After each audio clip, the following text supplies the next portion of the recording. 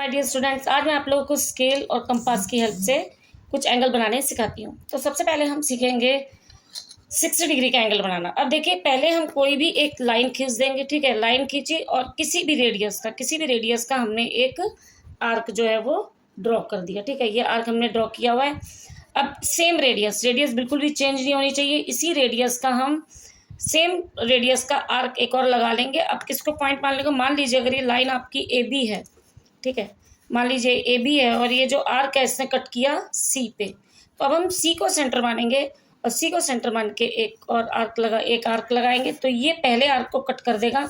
मान लो कि इसने कट किया डी पे, ठीक है। तो अब ये जो डी और ए एंड बी, ये जो हमारा एंगल बनेगा, ये बनेगा 60 डिग्री का। कितने डिग्री का? 60 डिग्री, ठीक है। इसी तरीके से मान लो मैं आपको 120 का भी बता रही हूँ। तो किसी भी रेडियस से आर्क लेंगे। अब हमने जो ये वाला पॉइंट है, इससे हम सेंटर मान करके हम एक आर्क लगाएंगे, ये हो जाएगा 60 डिग्री का। अब मान लीजिए 120 का बनाना है, तो 60 + 60 क्या होता है? 120।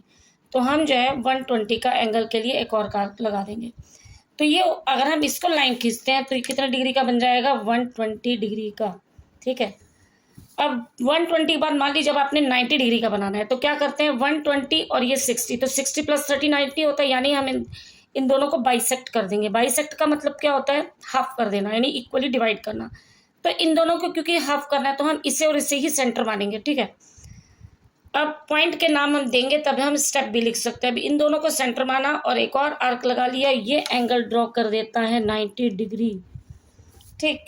तो ये जो एंगल हमारा बना, अगर हम इस एंगल की बात करते हैं तो 120 डिग्री का है। अगर हम इसको कोई नाम देने, मान लिए ये ए बी दिया था और इसको अगर हम सी दे देते हैं, तो सी ए बी हमारा 120 डिग्री है। और अगर हमने नाम इसको भी कोई दे देते हैं, तो मान लो ये डी है, तो डी ए बी हमारा 90 डिग्री का एंगल बन जाएगा। ये एंगल हो गया 90 डिग्री, ठीक है। तो किस तरीके से बनाया है?